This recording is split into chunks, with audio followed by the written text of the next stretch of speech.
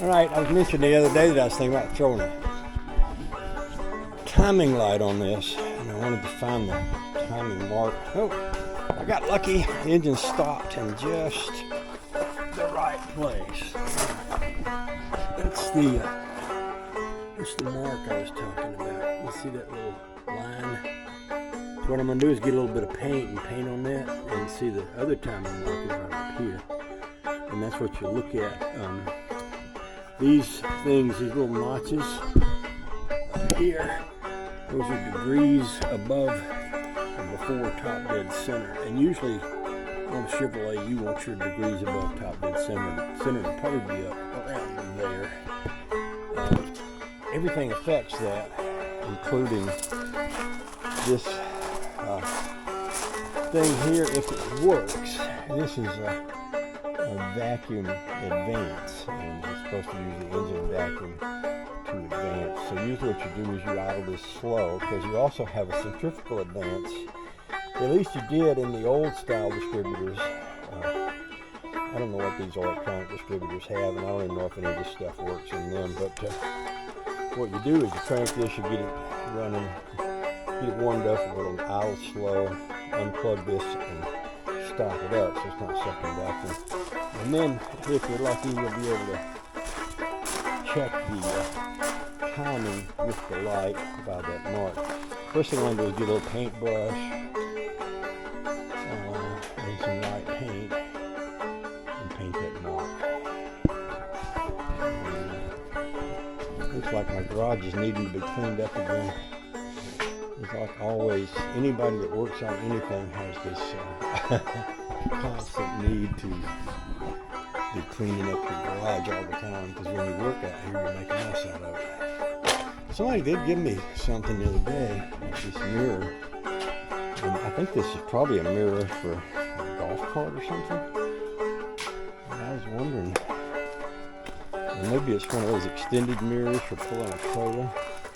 I was wondering, this car has an original mirror. It's about the size of a compact, a woman's compact mirror. Back in the old days, they had a thing they kept their makeup in and had a mirror on it. But I don't know if having that up there.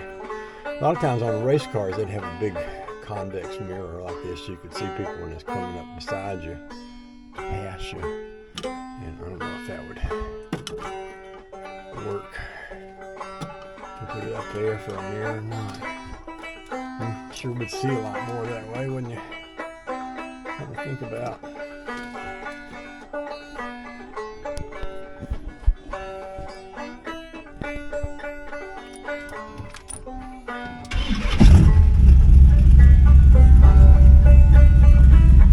Probably need to let this thing warm up a while. You know, before it'll idle slow enough to do what I want to do here. I marked that mark. I'll get my timing light out and get it set up. I guess once again I'll thank Waylon Wire. He came to visit me and bought a brand new timing light and went back to Washington State and left it with me. Forgot to take it home, bless his heart.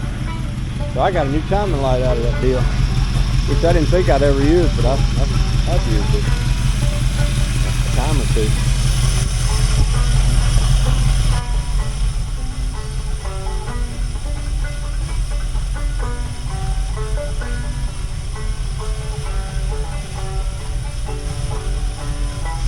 So this is how you use a timing light. You put this little clamp onto the #1 spark plug.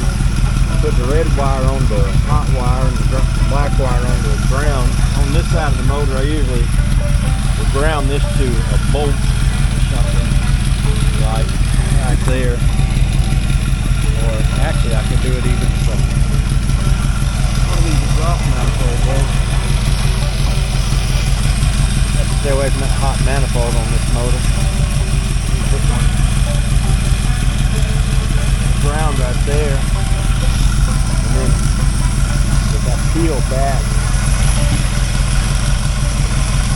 this thing here, I can get a hot wire right here.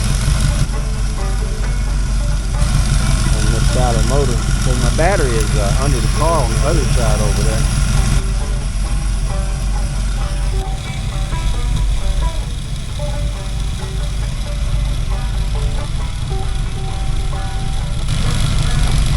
Okay, so right now I can tell I'm pretty close. In fact, if you look, see that white mark? It's up just above my little plate there. Probably, and I haven't idled it down yet, probably when I pull that vacuum line over there and plug it, it'll come down a little bit.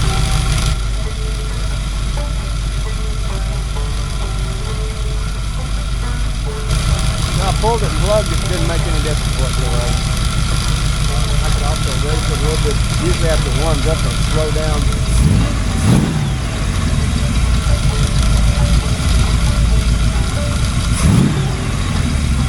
But to be honest with you, right where it is, idling as fast as it is,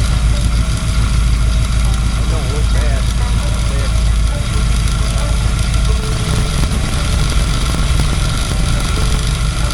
I think I'll just leave it right there and call that close enough, because it is close enough. I'll do the wire right here without burning myself or them.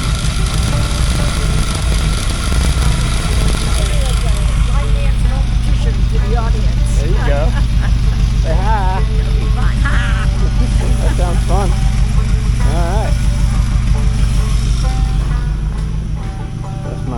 That's my honey baby's hot. So Waylon, I'm going to put your thing right over here. If you ever come back to see me again, I'll still have it there for you.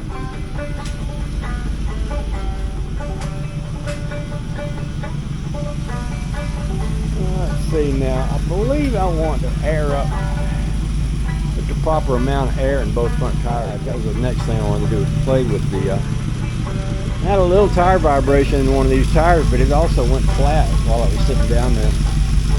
And I think, well, I ought to put the proper amount of air in it and then go drive it around a little bit. And, plus, I want to decide whether I need to take these pipes off and do any more welding on them. I could grind on this to make it prettier. I hadn't even knocked the flux off yet. But, I might just want to drive it around a little bit. See if they're not going to hit the frame anymore and all that stuff. And plus it's fun to drive, especially right now the way it's set up. I really enjoyed driving it the other day.